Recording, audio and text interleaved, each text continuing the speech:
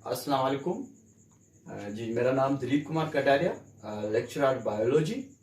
आज हम जो टॉपिक डिस्कस करने जा रहे हैं उसका नाम है फाइलम प्लेटीहेलमैट्स, जो कि फर्स्ट ईयर के चैप्टर नंबर 10 का हिस्सा है। Platyhelminthes it is consist of 2 words. ये 2 वर्ड्स पे है, जिसकी मायना है प्लेट मीन्स के फ्लैट एंड हेलमेट्स मीन्स के वार्म। इसमें वो जानवर आते हैं जिनकी बॉडी सॉफ्ट है और इनकी बॉडी जो है क्या है, फ्लेंटेड है, फैली हुई है, और इनकी बॉडी कंप्रेस्ड है। कंप्रेस्ड भी कैसे है? डॉर्स वेंट्रली कंप्रेस्ड है। डॉर्स वेंट्रली कंप्रेस्ड को समझने के लिए थोड़ा सा हम इस फिगर को फोकस करेंगे। ये एक मैंने आरजी तस्वीर बनाई है। इसको अगर आप सामने से देखेंगे, जो सामने वाला व्यू नजर आ रहा है, इसको हम कहेंगे वेंट्रल व्यू। क्या कहेंगे?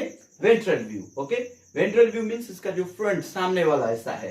अगर हम साइड से देखेंगे, इस तरफ से अगर साइड से हम देखेंगे तो इस व्यू को हम कहेंगे लेटरल व्यू, कि ये साइड वाला व्यू है। ओके, अगर इसकी पिछली तरफ हम देखेंगे तो इस व्यू को हम कहेंगे डॉर्सल व्यू, कि मींस के बैक व्यू।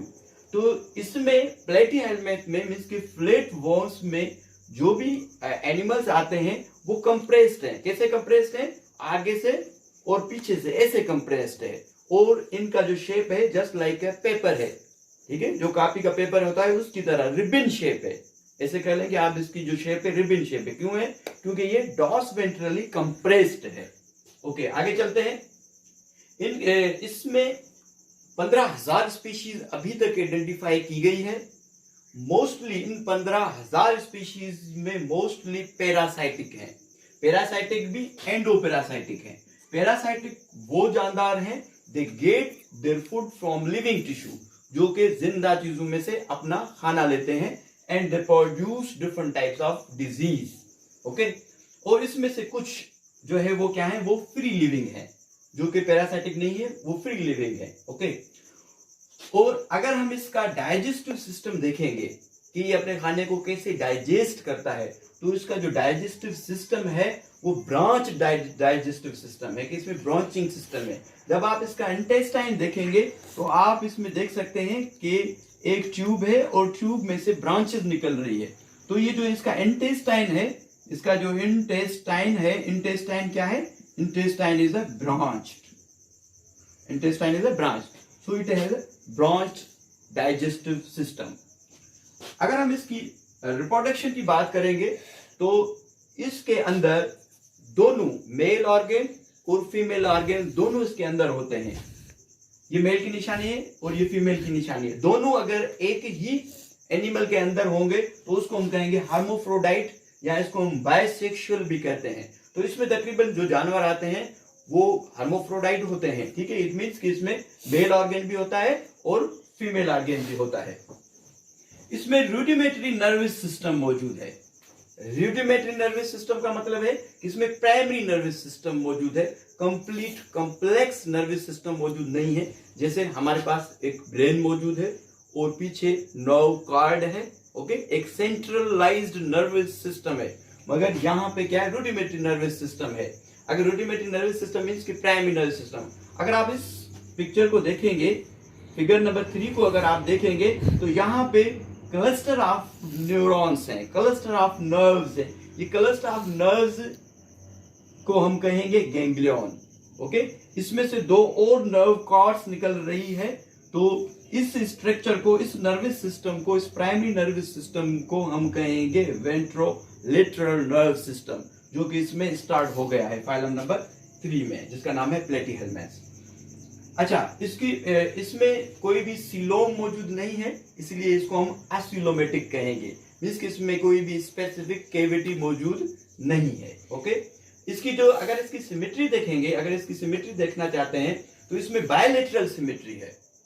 बायलेटरल सिमेट्री हम पहले भी डिस्कस कर चुके हैं। बायलेटरल सिमेट्री में क्या होता है कि एक एनिमल को अगर आप कट करें only in one plain, if one organism is cut in only one plane from posterior to anterior side, from posterior side from posterior side towards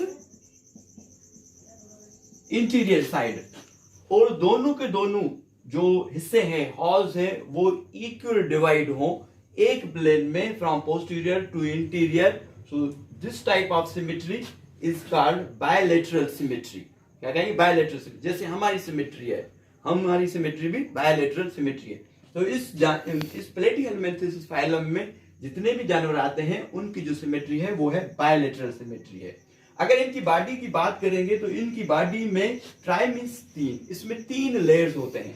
इनमें 3 लेयर्स हम पहले ही पढ़ चुके हैं कि 3 लेयर्स कौन से होते हैं, जिनको हम जर्म लेयर्स भी कहते हैं. कौन से लेयर? एक्टोड्रम, अंदर होता है एंडोड्रम, और बीच में होता है कौन सा लेयर? मेसोड्रम. तो इनमें तीनों के तीनों लेयर्स मौजूद होते हैं. कौन सा? एक्टो, एंडो, और बीच वाला लेयर जो है उसको हम क्या कहेंगे? मीजो. तो इनमें तीनों लेयर्स मौजूद हैं. जिन एनिमल्स में ये तीनों लेयर्स मौजूद होंगे, कौन से? एक्टो, एंडो और मीजो, तो उसको हम क्या कहेंगे? ट्रिप्लोब्लास्टिक. ठीक है. अच्छा, इसमें एक ही माउथ होता है, इसमें एनस नहीं होता है. ओके. तो और इसमें जो एक्सक्रीशन का जो प्रोसेस है, जो इसमें एक्सक्रिएट होते हैं, जो अनवांटेड मटेरियल है, जो डाइजेस्टिव मटेरियल है, जो एक्सक्रिएट होता है, इसमें बहुत सारे मेनी पोर्स इसमें होते हैं, और इन पोर्स को कहते हैं प्रोटोनेफ्रिडिया. और प्रोटोनेफ्रिडिया में एक प्रोटोनेफ्रिडिया सिलिएटेड प्रोटोनेफ्रिडिया होते हैं, और जो सिलिया होते हैं, जो हेयर लाइक स्ट्रक्चर है, उसमें जो मूवमेंट होती है, उसमें जो फ्लिकरिंग होती है, वो फ्लिकरिंग होती है एक फ्लेम की तरह. थोड़ा सा आप अगर इस मोमबत्ती को देखेंगे तो इस मोमबत्ती के ऊपर ये जो शोला, जो फ्लेम जल रहा है, इसमें फ्लिकरिंग हो रही है. इस फ्लिकरिंग फ्लेम की शक्ल और जो सिलिया है उसकी शक्ल, उसकी एक्टिविटी एक जैसी होती है, इसलिए इसको फ्लेम सेल भी कहते हैं. प्रोटोनेफ्रिडिया के अंदर क्या होते हैं? फ्लेम सेल्स होते हैं. इसको फ्लेम सेल क्यों कहते हैं? क्योंकि ये कैसे होते हैं? एक फ्लिकरिंग फ्लेम की तरह होते हैं. ओके. आगे हम चलेंगे. आगे अगर हम इसकी पैरासाइटिक की बात करेंगे, क्योंकि इसमें मोस्टली पैरासाइटिक है, तो पैरासाइटिक आपको पता है कि दूसरों के साथ अटैच होते हैं और उनसे खाना लेते हैं. तो पैरासाइटिक मोनोजेनिक भी हो सकते हैं, मींस कि उनका जो होस्ट है, जहां से वो खाना लेते हैं, उसको हम होस्ट कहेंगे. तो उनका एक होस्ट होता है. अगर इसकी लाइफ साइकिल को हम देखेंगे तो इसकी लाइफ साइकिल या तो मोनोजेनिक होगी, या तो इसकी लाइफ साइकिल क्या होगी? डायजेनिक होगी. मोनोजेनिक लाइफ साइकिल में एक ही होस्ट होगा, और डायजेनिक लाइफ साइकिल में 2 होस्ट होंगे. आपको याद होगा कि मैंने आपको पढ़ाया था मलेरियल पैरासाइट, तो उसमें कितने होस्ट थे? उसमें 2 होस्ट थे. ठीक है ना. उसमें कितने थे? 2 होस्ट थे. एक था ह्यूमन और दूसरा क्या था? एनाफेस, मच्छर. ठीक है, मादा मच्छर जो. अच्छा, इसमें जो एग्जाम्पल है, जो इसमें एनिमल शामिल है, वो है क्या? टेनिया है, ड्यूजेशिया है और फेशियोला है. ठीक है, ये इसमें जानवर आ जाते हैं. आगे इसकी जो एडाप्टेशन है, पैरासाइटिक एडाप्टेशन, वो हम अगले लेक्चर में देखेंगे. और इसकी जो क्लासिफिकेशन है प्लेटीहेलमिन्थेसिस की, उसको भी हम आगे अगले लेक्चर में देखेंगे. अगर कोई बात समझ में ना आई हो तो आप सवाल पूछ सकते हैं, नहीं तो हम दोबारा से इसको रिपीट करते हैं कि आज हमने क्या पढ़ा? फाइलम प्लेटीहेलमिन्थ्स. फाइलम प्लेटीहेलमिन्थ्स हमारा तीसरा नंबर फाइलम है, जिसमें कि 15,000 स्पीशीज आ जाती है. इनकी बॉडी कंप्रेस्ड है. कंप्रेस्ड भी कैसे? डॉर्स वेंट्रली कंप्रेस्ड है. ओके. और इनकी बॉडी सॉफ्ट है.